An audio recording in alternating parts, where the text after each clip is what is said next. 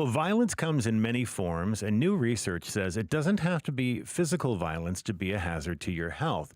A study out of Harvard's T.H. Chan School of Public Health says those who experience stalking or have had to obtain a restraining order may be at higher risk for cardiovascular disease. And here to tell us more is family physician and our regular medical columnist, Dr. Peter Lynn, is with us. Good morning to you. Good morning, Stephen. It's so interesting to me that somebody actually studied a connection between this, but this is part of a much larger study, isn't it? Yeah. So these researchers looked at the Harvard Nurses Health Study. So these are studies where nurses volunteered to answer questions about their health.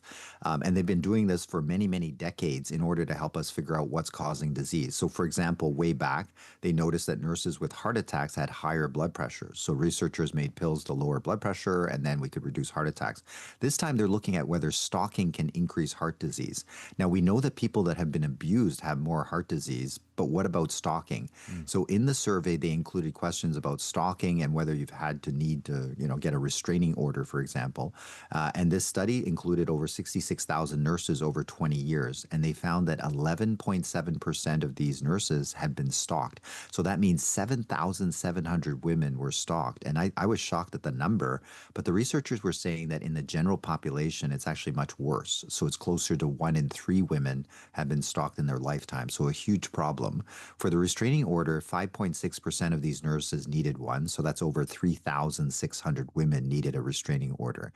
And when they looked at the heart disease part, they said that, that if you have a stalking history, 41% more likely to have heart disease compared to people without stalking history.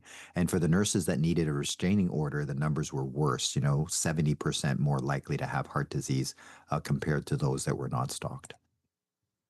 Those are just incredible findings. Why do they think the risk level for heart disease is so much higher in these cases?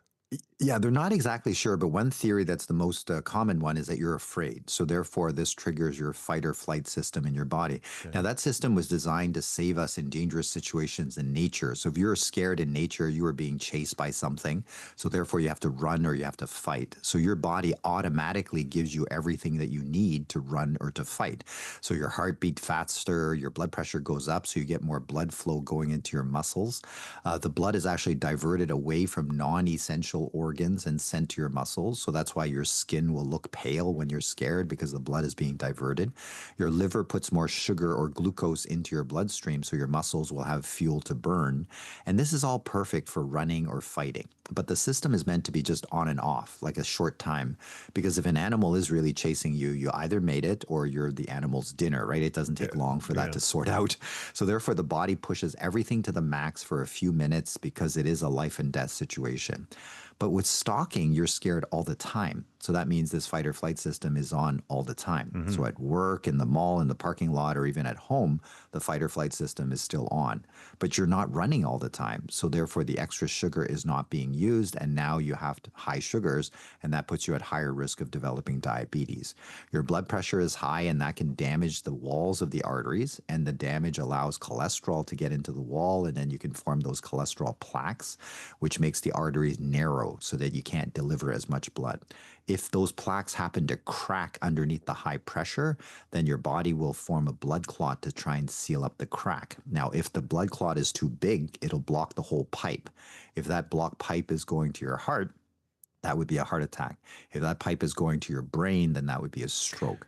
So the basic idea is fear from the stalker means that your fight or flight system is on all the time, and that's actually causing damage to the pipes. And this might explain why these nurses had more heart disease and strokes. And so I guess somebody doesn't necessarily have to be stalked to, be feeling these things or experiencing these sort of physical symptoms. I mean, could this affect people who feel regularly threatened or, afraid in various circumstances? Yes, it can. And that's why originally they saw that those that were abused had higher heart disease. Same idea, right? Constant fear, fight or flight system is on, the pipes are getting damaged. But by understanding that, the system works this way, we now know that anything that triggers your fight or flight system for a long period of time is bad. So work stress, for example, is bad. I've seen patients and doctors work to the wee hours of the morning, and so their fight or flight system is on for a lot longer. A bad or angry boss could make you afraid for a long period of time as well. I have patients patients that say, just the thought of seeing my boss makes my heart beat fast. So their fight or flight system is on for a large chunk of the day. Relationship issues. I have patients who argue from morning till night. So their fight or flight system is on all day long. And I suspect the amount of damage is based on how long the system is on for. So for example, traffic jam stress, okay, maybe a couple of hours a day. But with stalking, the system could be on 24/7. Some of these women have nightmares, so they don't even get rest at nighttime. So this might be why we're seeing heart disease in these nurses that are relatively young, because their system is on all the time and the damage is just continuous inside their body. Okay. And so how do you stop your body triggering that fight or flight response? Is there a way you can control it? Yeah, I think the first thing to do is to know that the fight or flight system is causing harm. So when you feel stress and you feel your heart pounding, you need to pay attention. Like normally we just ignore it. It is very important to take care of your mental health, but we now need to take care of your heart health as well. So first we reduce the things that we can control, the normal stuff for heart disease, right? Control your blood pressure, sugar, cholesterol, no smoking, no sitting around, get active and get good sleep. All of those things will reduce your risk of heart attacks and strokes.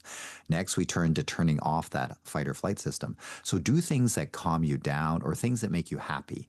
So some of my patients started, painting by numbers. They said it's very calming and you get to see a picture at the end of the day. Others escape through books. I personally like comedians. I mean, good comedians, are good. And so basically whatever it takes to put you into that happy, safe place is good. And that's going to be different for different people. Breathing exercises can help most people. So you breathe in through your nose and out through your mouth. And you do this as slowly as you can and as deeply as you can. And this gets more fresh air deep into your lungs so that you can move more oxygen in and get rid of that carbon dioxide. And this actually slows down your heart rate so you won't feel the pounding anymore. And it clears your mind. So basically your brain can only focus on one thing. And breathing is probably the most important thing we do. So it focuses on the slow breathing. Yeah. And so the brain can't think about anything else. You'll feel calmer and you'll feel refreshed. And so therefore, you'll feel overall better. And you can do this breathing thing anytime, anywhere, as often as you like in that way. You can also wear a smartwatch so that you can see if your heart rate is going up. So you can see whether you've triggered that fight or flight system. And then you can do something about it, like the breathing exercises or something like that. Now, I'm cheap. I just count my pulse at my wrist, right? So you could just feel, is it fast or slow? Is it regular, irregular? So these are simple things that you can monitor what's going on inside your body.